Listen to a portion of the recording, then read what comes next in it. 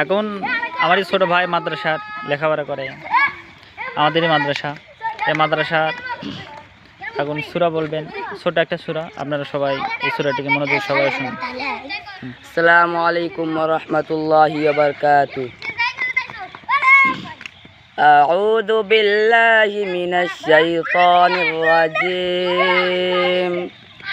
বিসমিল্লাহির রাহমানির রাহিম।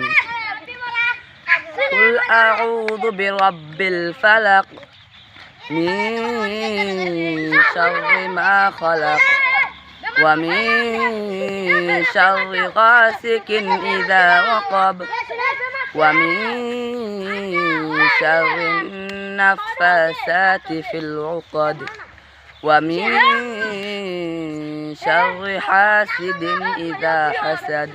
সাদাকাল্লাহুল আযীম।